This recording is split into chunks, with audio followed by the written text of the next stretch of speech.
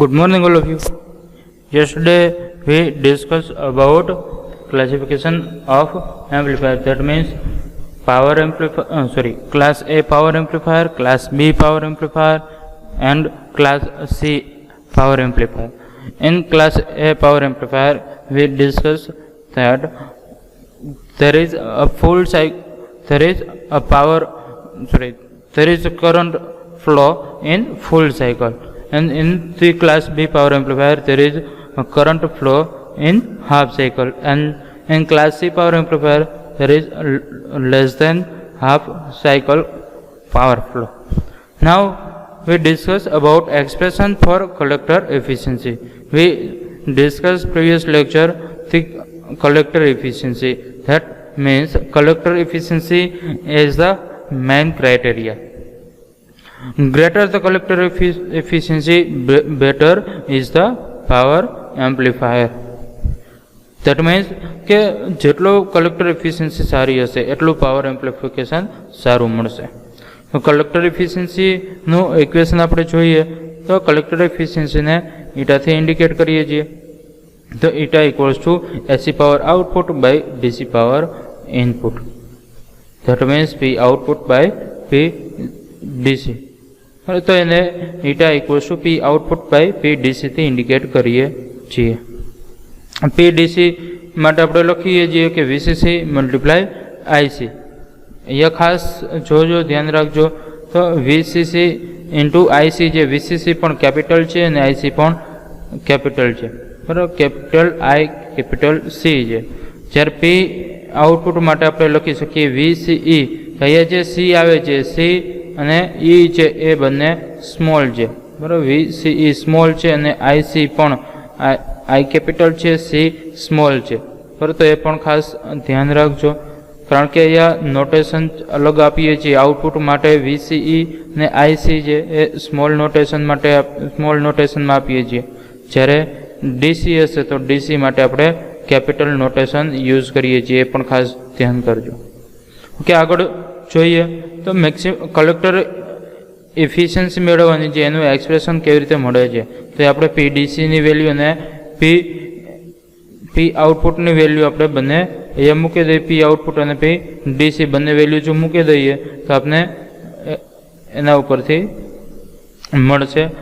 તો એના માટે આપણે વાત કરીએ કે where VC is the RMS value of the output voltage and IC is the RMS value of the output current.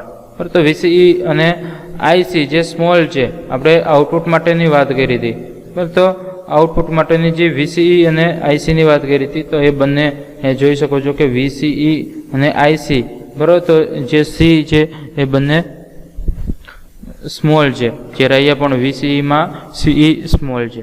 તો એ બંને આરએમએસ વેલ્યુ ઇન્ડિકેટ કરે છે એ આઉટપુટ વોલ્ટેજ અને આઉટપુટ કરંટ માટે. In terms off peak to peak value, peak to peak that means કે જે કોઈ પણ સિગ્નલ હોય તો એ સિગ્નલનું પીક ટુ પીક વેલ્યુ, એટલે કે જે કોઈ પણ સપોઝ કે એક સિગ્નલ આપણે ડ્રો કરીએ, બરાબર. તો સિગ્નલની જે પીક વેલ્યુ છે, પીક એટલે કે અહીંયા જે મેક્સિમમ વેલ્યુ હશે અને બીજી પીકની મેક્સિમમ વેલ્યુ અહીંયા હશે. તો પીકથી પીક વેલ્યુ જે મળે છે, આ વેલ્યુની વાત કરી છે, તો એ પીક ટુ પીક વેલ્યુ જે છે એની માટેની વેલ્યુ છે. And the AC power output can be express as, જો એસી પાવર આઉટપુટને એક્સપ્રેસ કરવું હશે તો પી આઉટપુટ ઇક્વલ્સ ટુ 0.5 ઇન્ટુ 0.707.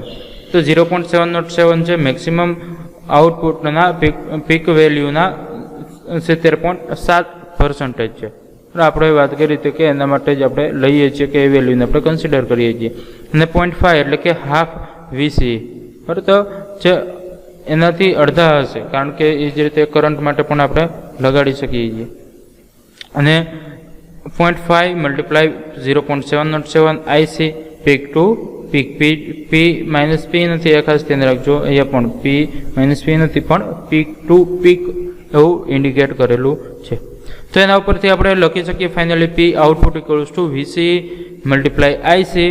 બાકીનું જે પણ વેલ્યુ છે, વેલ્યુનું ટોટલ વેલ્યુ જો લઈએ, મલ્ટિપ્લિકેશન કરાવીએ તો 1/8 તરીકે લખી શકીએ. એટલે કે V C by multiply I C divided by 8 થી લખી શકીએ છીએ.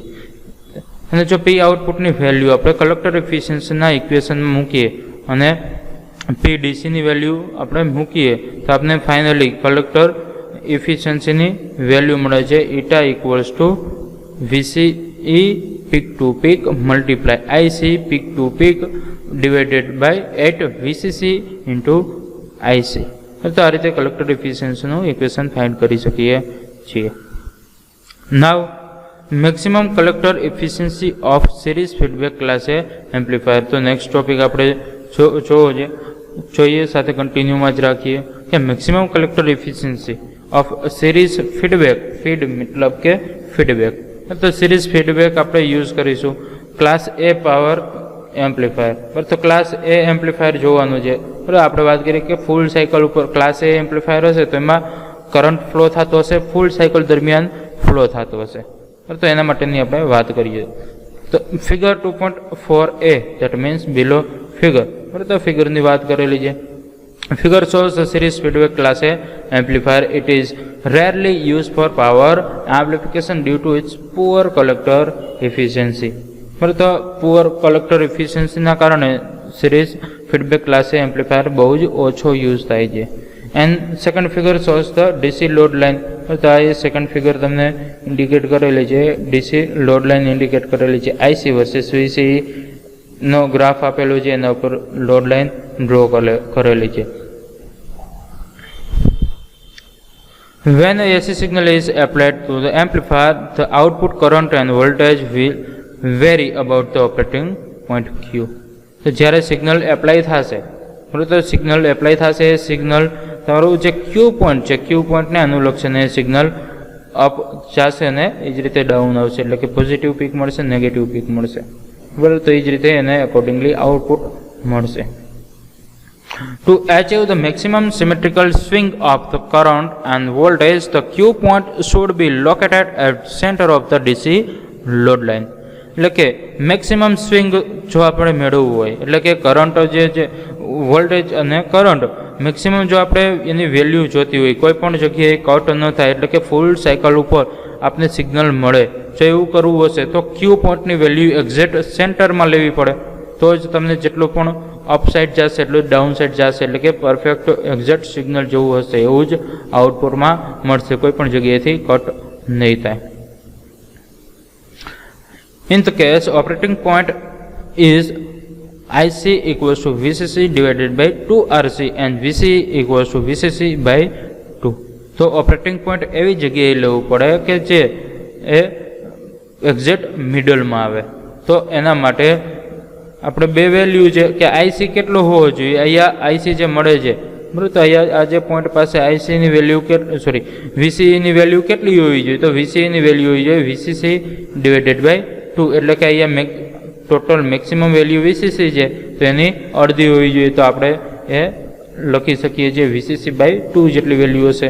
એ જ રીતે અહીંયા જે વેલ્યુ છે આઈસી ઉપર, તો આઈસીની વેલ્યુ કેટલી હોવી જોઈએ, તો મેક્સિમમ વીસીસી બાય આરસી છે, મેક્સિમમ વીસીસી બાય આરસી છે, એની અડધી હોવી જોઈએ, તો વીસીસી બાય આરસીનું અડધું એટલે કે વીસીસી બાય 2 આરસી. તો એ પણ આપણે I C equals to V C C by 2 R C લખી શકીએ. તો આ રીતે એ જે વેલ્યુને ટચ આગળ જ્યાં જોઈન્ટ કરશો ત્યાં તમને ઓપરેટિંગ પોઈન્ટ ક્યુ પોઈન્ટ મળશે. તો જે લોડ લાઇન છે એના પર જે ટચ થતું હશે એ જગ્યાએ આપણે લોડ લાઇન ડ્રો કરી શકીએ. તો એ ક્યુ પોઈન્ટ આપણો ઓપરેટિંગ પોઈન્ટ થશે અને એને અકોર્ડિંગલી સિગ્નલ તમારું મળશે, ઇનપુટ અને આઉટપુટ. આગળ વાત કરીએ maximum peak to peak collector emitter voltage. વીસીઈની મેક્સિમમ વેલ્યુ કેટલી મળે છે, તો વીસીઈની મેક્સિમમ વેલ્યુ વીસીસી જેટલી મળે છે. બરાબર, અહીંયા જોઈ શકો છો વીસીસી છે.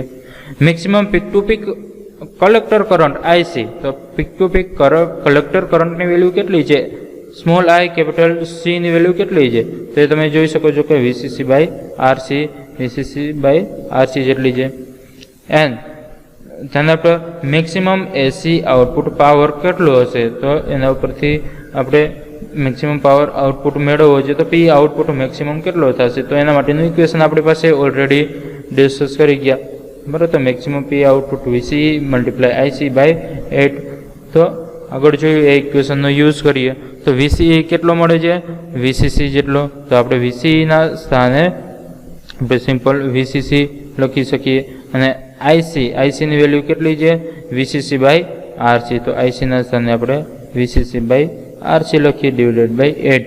જો એવું કરીએ તો પી આઉટપુટ મેક્સિમમ કેટલો મળશે, તો વીસીસી સ્ક્વેર બાય 8 આરસી. અહીંયા ખાસ જોજો કે વીસીસી સ્ક્વેર બાય 8 આરસી જે અહીંયા કેપિટલ યુઝ કરેલા છે સિમ્બલ, તો આ રીતે આપને મળશે. તો પી આઉટપુટ આપને જે મળશે એ રીતે મળી શકે છે. ઓકે, આગળ જોઈએ નથી તો એને હવે આપણું નેક્સ્ટ કન્ડિશન છે ડીસી પાવર સપ્લાય. બરાબર, તો એસીની આપણે વાત કરી, બરાબર. આઉટપુટ જે મળે છે એના માટેની વાત કરીએ, આઉટપુટ મળશે હંમેશા એસી હશે એટલે પી આઉટપુટ કહીએ અથવા તો પી એસી કહીએ, બંને સરખું થશે. તો ડીસી પાવર સપ્લાયડ કેટલો હશે, તો પી ડીસી માટે આપણે લખીએ છીએ કેટલો હશે પાવર, જે ડીસી પાવર આપણે આપીએ છીએ કેટલો હશે, વીસીસી ઇન્ટુ આઈસીસી જેટલો પાવર સપ્લાય વીસીસી આવે છે અને એમાંથી કલેક્ટર કરંટ આઈસી પાસ થાય છે, તો વીસીસી ઇન્ટુ આઈસી લખી શકીએ. નાવ વીસીસી ને સેમ ઇટ ઇઝ રાખીએ અને આઈસી ઇક્વલ્સ ટુ આઈસી માટે આપણે લખી શકીએ કે વીસીસી બાય 2 આરસી. બરાબર, તો સિમ્પલ એમાં કલેક્ટર કરંટ કેટલો મળશે, તો વીસીસી બાય 2 આરસી જેટલો કલેક્ટર કરંટ હશે. ક્યારે, કે જ્યારે ડીસી પાવર સપ્લાય આપણે લઈએ ત્યારે. તો આઈસીના સ્થાને આપણે મૂકીએ છીએ વીસીસી બાય 2 આરસી. જો મૂકીએ છીએ તો એના ઉપરથી ફાઇનલી આપણે વેલ્યુ મળે છે વીસીસી 2 ટાઈમ્સ છે તો વીસીસીનો સ્ક્વેર કરી શકીએ divided by 2 RC. Now maximum collector એફિશિયન્સીનું ઇક્વેશન આપણે આગળ લીધું એ ઇક્વેશન પ્રમાણે eta equals to P output by P DC.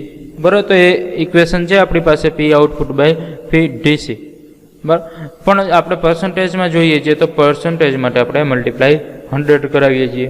તો પી આઉટપુટની વેલ્યુ આગળ આપણે મળી એ વેલ્યુ મૂકી દઈએ તો વીસીસી સ્ક્વેર બાય 8 આરસી મળે છે અને પીડીસીની વેલ્યુ ઉપર અહીંયાથી આપણે છેલ્લીથી એ મૂકી દઈએ વીસીસી સ્ક્વેર બાય 2 આરસી. તો વીસીસી સ્ક્વેર બાય 2 આરસી મૂકીએ તો અહીંયા જુઓ તો તમે વીસીસી સ્ક્વેર ઉપર નીચે કેન્સલ આઉટ થઈ જશે, એ જ રીતે આરસી જે ઉપર નીચે કેન્સલ આઉટ થઈ જાય છે.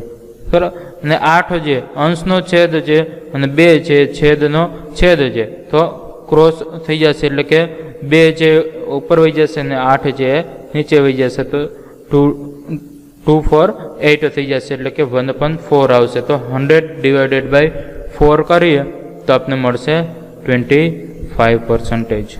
બરાબર, તો આ રીતે મેક્સિમમ કલેક્ટર એફિશિયન્સી આપણે ફાઇન્ડ કરી શકીએ છીએ. મેક્સિમમ કલેક્ટર એફિશિયન્સી ઓફ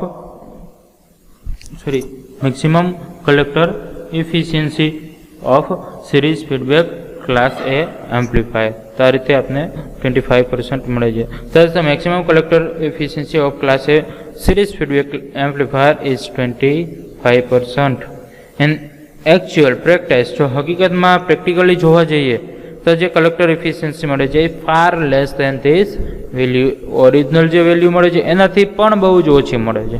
બરાબર, એટલે પ્રેક્ટિકલી તો આ વેલ્યુ 25%થી પણ ઘણી બધી ઓછી મળે છે. તો એટલા માટે આપણે જનરલી એમ્પ્લિફિકેશન, પાવર એમ્પ્લિફિકેશન મેળવવા માટે સિરીઝ ફીડબેક આપણે યુઝ નથી કરતા. બરાબર, તો એ પણ એક વસ્તુ ધ્યાનમાં રાખજો. Okay, thank you.